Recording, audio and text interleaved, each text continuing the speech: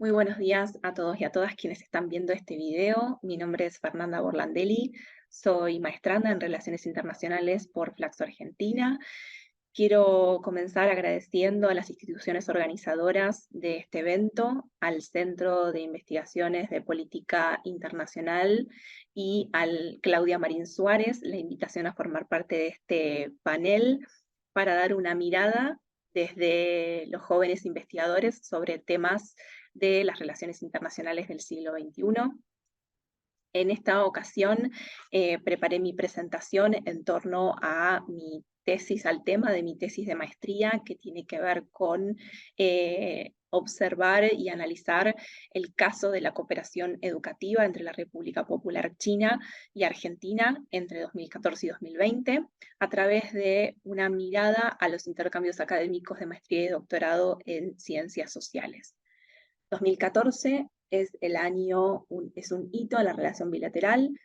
ya que fue el año de establecimiento de la Asociación Estratégica Integral, firmada durante el gobierno de Cristina Fernández de Kirchner, y el año 2020 parteaguas a nivel global con la irrupción de la pandemia del COVID-19 y evento que también impactó, así como lo hizo en las áreas de salud internacional y de comercio, entre otras, en la educación eh, y, digamos, precipitó determinados procesos que ya se venían desarrollando, pero que, bueno, aún eran incipientes, que tienen que ver con las propuestas relacionadas con la tecnología, la virtualidad y la educación a distancia. Bueno, un poco cuáles son los puntos que dan cuenta o que le dan relevancia a la observación de estas dinámicas de cooperación educativa. Tiene que ver con la diversificación y expansión de los lazos de la República Popular China. Desde los años 60, 70, se fueron profundizando los vínculos bilaterales y los multilaterales también, eh, que en un inicio tuvieron un cariz predominantemente económico, comercial, pero que con el tiempo se fueron ampliando a otras áreas. Esto fue así, por ejemplo, a partir del siglo XXI,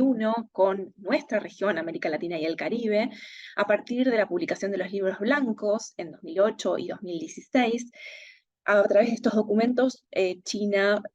explicita una política hacia la región y de cara al futuro, digamos, le da un valor estratégico en diferentes áreas, poniendo énfasis en diferentes áreas y eh, modificando o elevando la jerarquía de sus asociaciones con los diferentes países de la región. En ese marco es que en 2014 se da el establecimiento de la Asociación Estratégica Integral con la República Argentina. Eh, Otro punto que pongo ahí en la diapositiva tiene que ver con la relevancia de la formación profesional en un mundo globalizado, las transformaciones que ocurrieron al calor de los procesos de globalización económica y sobre todo el empleo de nuevas tecnologías y la movilidad de bienes, servicios y personas dieron lugar a la denominada sociedad de conocimiento y a múltiples desafíos de cara a las metas de desarrollo de cada uno de nuestros países. En este sentido, la educación y más concretamente la educación superior cumple un papel fundamental en la formación del capital humano requerido o que es necesario para hacer frente a este mundo, a este contexto internacional altamente desafiante y competitivo. En cuarto lugar, señalo la movilidad académica, que es en definitiva la dinámica que se va a analizar en este trabajo y que se erige como una de las estrategias eh, clave en el marco de los procesos de internacionalización de los sistemas de educación superior que comienzan a desarrollarse entre los 80 y los 90. Estrategias que en el caso de China fueron bastante elaboradas y tuvieron en ese sentido eh, eh, desarrollo a través de proyectos como el Proyecto 211, el Proyecto 985 o más cercano en el tiempo el Double First Class, que bueno, lo veremos un poquito más adelante. Y finalmente, la elevación del estatus de la Asociación Estratégica Integral en 2014. Para dar cuenta de la relevancia de estas dinámicas, basta ver algunos datos sobre movilidad. Por ejemplo, podemos ver ahí en el primer cuadro la progresión, el crecimiento en los últimos 20 años del número de estudiantes internacionales, de estudiantes que cruzan sus fronteras para obtener su formación en otros países distintos al de origen. Datos de UNESCO para el año 2020, 6.4, casi 6.4 millones de estudiantes internacionales alrededor del mundo. Y podemos ver el caso de Asia con casi 1.6 millones. De ese valor, de esa cifra, China tiene una gran participación. Por ejemplo, está en torno al 17% de participación, junto con India, ambos más o menos para ese año 2020 representaban el 25% de los estudiantes internacionales alrededor del mundo. ¿Por qué China? Estos cuadros pueden darnos un indicio de por qué estudiar China. En el caso de la exportación de estudiantes, sabemos, quienes estudiamos la evolución de la educación en la República Popular China y de su sistema educativo, sabemos que los intercambios fueron fundamentales no solo en la época a principios de 1900, cuando se produce la transición entre el sistema educativo imperial y,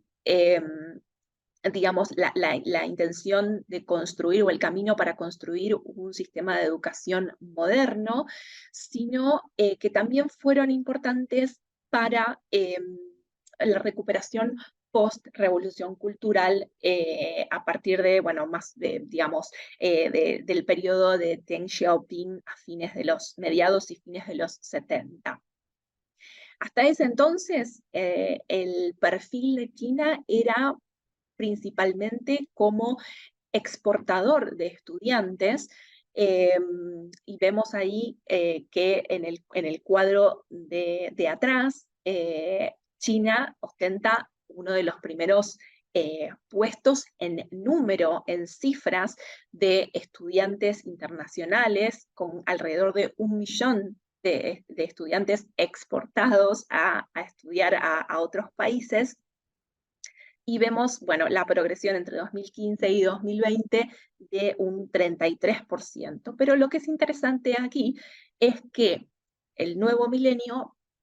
y las reformas domésticas y también las implicancias de los proyectos hacia el exterior tienen un impacto en un nuevo perfil de China como, en este caso, importador, perdón, de estudiantes, es decir, país receptor de estudiantes, y vemos ahí que la evolución en el mismo periodo, entre los mismos años, marca un 83% de crecimiento, siendo el séptimo país de los primeros 20 que UNESCO lista como países receptores. Bueno, aquí no me quiero extender demasiado en el tiempo, pero podemos observar, según el ranking Shanghai, cómo fue la evolución de las universidades entre 2014 y 2020, con el proyecto Double First Class de por medio, entre otras políticas, que mejoraron el ranking de sus universidades a nivel mundial, pasando de estar entre el puesto 101 y 150 a estar dentro de los primeros 60, por lo menos las mejores universidades de Tsinghua, Pekín y Zhejiang. Tenemos también a la de Shanghai muy, muy seguidita ahí en el puesto 63, si mal no recuerdo, pero bueno, listé las primeras 3. Y luego, como también en la investigación, la intención es observar las disciplinas de ciencias sociales, la intención fue mostrar aquí que, por ejemplo, las mejores universidades no cuentan entre, yo listé acá las primeras, pero entre las primeras 3, pero entre las primeras 8 tampoco contamos con disciplinas que tienen que ver con las ciencias sociales, sino más bien con las ciencias duras, nanociencia, nanotecnología, ingeniería, distintos tipos de ingenierías, en telecomunicaciones, biomédicas. Entonces, esto es importante no por su presencia quizás, sino por su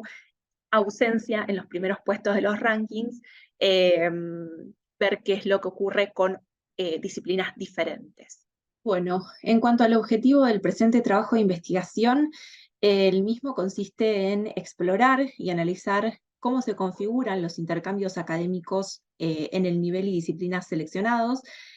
haciendo hincapié en sus especiales características. Asimismo, se busca analizar la dimensión de los actores, en particular el papel de los estados nacionales, la participación, digamos, de estos en el impulso y en el desarrollo de estas dinámicas, así como también el tipo de oferta académica y el tipo y volumen de financiamiento que se encuentra disponible para la concreción de estas experiencias de estudio.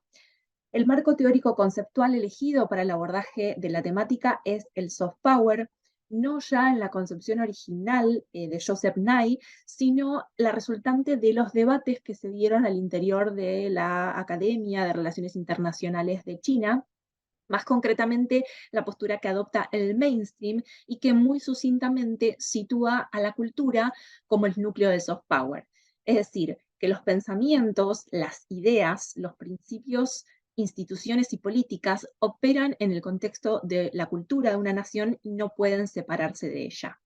Esta visión le otorga un protagonismo a la cultura como marco que organiza los restantes aspectos del soft power y que se ejercita no solo para mejorar la posición o imagen en el plano externo, como lo planteaba Joseph Nye, sino también se emplea como recurso para la transformación doméstica. Los conceptos que complementan esta propuesta teórica son el de internacionalización como proceso marco en el que tienen lugar los intercambios y que son entendidos como procesos de integración de una dimensión internacional, intercultural o global en la finalidad, las funciones y la provisión de educación superior a nivel institucional y nacional, y el de relaciones culturales internacionales, que en contraposición con la noción de acción cultural exterior, amplía el universo de actores más allá de los estados, contemplando la participación de la ciudadanía, de organizaciones de la sociedad civil, al margen de las articulaciones oficiales o paralelamente a las articulaciones oficiales.